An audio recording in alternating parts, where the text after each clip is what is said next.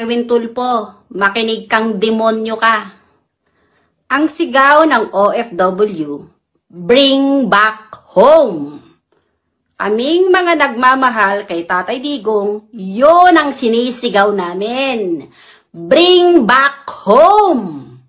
Hindi kailangan ng OFW ng 5,000 na pensyon kada buwan. Ang kailangan namin, maibalik si Tatay Digong sa ating bansa.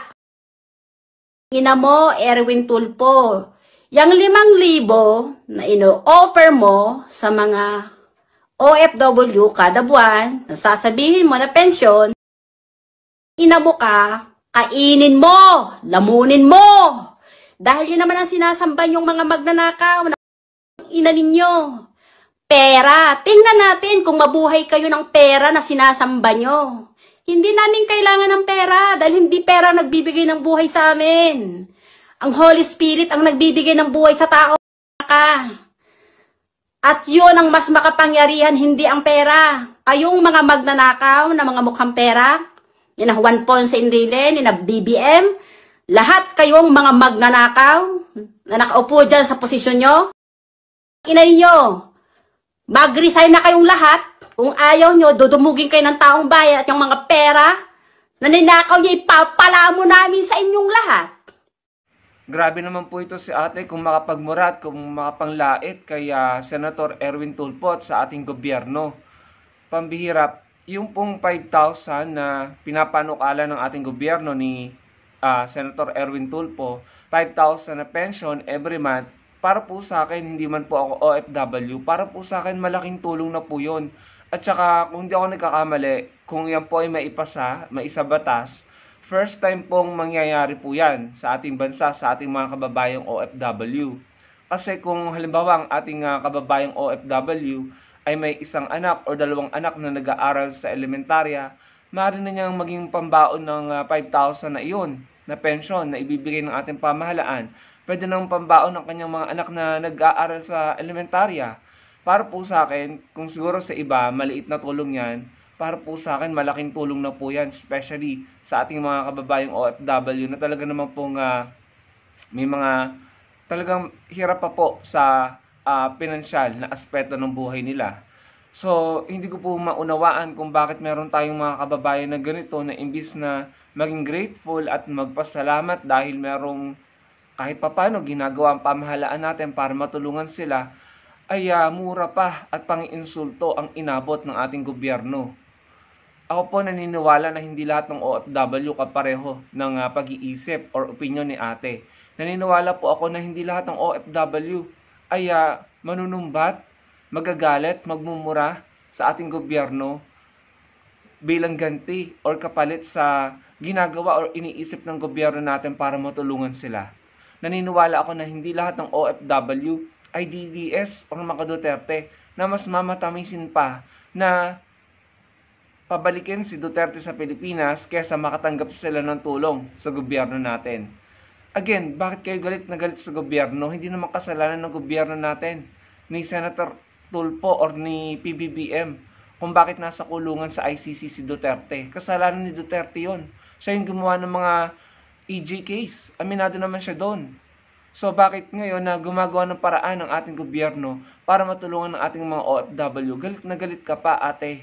At huwag mong gamitin ng salitang OFW dahil hindi lahat ng OFW kapareho ng mindset mo or kapareho ng pinaglalaban mo. Naniniwala ako na majority ng mga OFW ay hindi DDS. And naniniwala ako na maraming OFW ang matutuwa dyan sa panukalang yan na 5,000 na pension every month ng ating pamahalaan para sa kanila, para sa ating mga OFW. Para sa akin, maraming OFW ang matutuwa at ma-appreciate yan. Kumpara sa ginagawa mo, ate, pinagmumura mo pa. Yung sinabi mo na hindi sa pera nabubuhay ang tao at sa Holy Spirit. Well, alam nyo, iba-iba man tayo ng paniniwala, no? Pero, hindi po yun eksaktong totoo, mga kababayan. Parang eto na naman yung natutunan nyo kay Kibuloy, eh.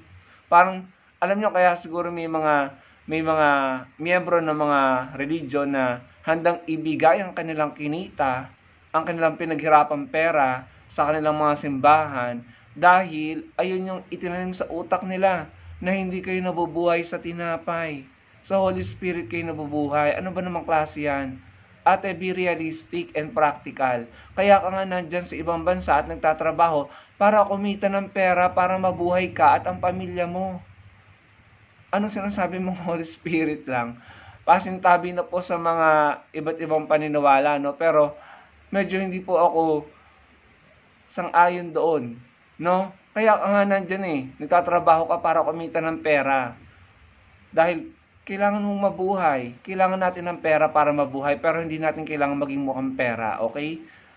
Sana malinaw po yun, ano? Hindi ko naman po sinasabing sambahin natin ng pera. Ang kailangan po natin ay magtrabaho para kumita ng pera. Ngayon, kung yung gobyerno ay gumagawa ng paraan para madagdagan yung kita natin, bakit ganito pa to si ate? Nagmumura pa, pinagmumura. Muted na nga lang po yung ibang part ng kanyang mga salita dahil talagang baka po tayo magka-violation kung ipaparinig ko po sa YouTube yung mga pagmumura niya. Mantakin mo. Siya lang yung nakita kong nagreklamo, no? Again, naniniwala ako na maraming Pilipino, OFW man o hindi, ang matutuwa dyan at maa-appreciate dyan dahil malaking tulong yan. Hindi lamang yan tulong sa OFW, tulong din yan sa kanilang pamilya. Imagine 5,000 every month. Malaking tulong na yun. And naniniwala ako na marami tayong kababayang OFW na hindi DDS, na hindi kagaya ni ate ng pananalita, pag-iisip, at mindset. At naniniwala ako mas marami sila. Wala ka nang magagawa doon, ate. Kahit paanong gawin nyo, tanggapin nyo man o hindi yung 5,000 pesos every month, kung yan ay maisabatas, hindi na makakabalik si Duterte. Meron mang pension or wala kayong matanggap, hindi na makakabalik si Duterte. Kaya kung ako sa'yo, magpasalamat ka na lang. Nabibigyan kayo ng pension ng pamahalaan kung sakaling maisabatas yan. Kahit anong gawin nyo, tignan nyo, kayo na yung kusang umalis. I think nag-aalisan sila sa The Hague or sa ICC. Dahil wala na talaga silang kapag-asa. Wala na kayong magagawa, hindi na makakabalik si Duterte dito. Tanggap na ni Duterte yon at tanggap na rin yun ni Sara Duterte. Tanggap na yun ng pamilyang Duterte, kayo na lamang hindi makamove on at makatanggap. Wala na kayong magagawa, nakikita nyo naman yung mga balita, hindi pabor kay Duterte. Ang katotohanan, hindi na makakabalik si Duterte sa Pilipinas unless siya ay ma-acquit, no? At hindi na, sa tingin ko, matatagalan pa yon. So, hindi siya makakabalik sa Pilipinas anytime soon. At, yung totoo, tanggapin nyo man o hindi, maaaring yung mga alipores niya ay maaresto din at maikulong din sa ICC. Yan yung kabayaran sa illegal, unconstitutional, at hindi makataong EGK na ginawa nung panahon ng gera kontra ipinagbabawal na gamot. Sana maunawaan nyo yun at sana matanggap nyo na yun. At sana hindi kayo naninisi. Wala kayong ibang dapat sisihin dito kundi si Duterte at ang mga sarili nyo dahil kayo yung tuwang-tuwa nung panahong ang daming EGK. Hindi pa pwede na hindi pa panagutin yan. Hindi pa pwede na may mga pamilya na nawalan ng kamag-anak na inosente naman, hindi na patunayan sa korte, papalampasin lamang. Hindi pa pwede yun. Ilagay niyo yung sarili niyo sa sapatos nila, sa kalagayan nila. Hahayaan nyo na lamang ba ng kamag-anak nyo na nadamay, napagbintangan, tinaniman ng ebidensya, hindi na patunayang guilty, ay pinaslang dahil lamang sa unconstitutional at hindi organisado, hindi matino, at punong-puno ng EGK na gera kontra droga? Aminado si Duterte dyan. Si Bato nga at saka si Vitaliano Aguirre, tanggap nila kung maaaresto sila So sana kayo matanggap nyo na rin. Yun lang mga kababayan. May tanong lamang po ako sa inyo bago ko tapusin ang video na ito. Tanong lamang po, sang-ayon po ba kayo sa panukala ng ating gobyerno na makatanggap ng 5,000 na pension ng ating mga kababayang OFW every month? At kung kayo pa isasagot, sana ilagay niyo po sa comment section kung saan po kayo nakatira, dito sa Pilipinas or sa ibang bansa, nang malaman ko naman po or malaman natin kung saan nakakaabot ang video natin. Maraming pong salamat sa panonood.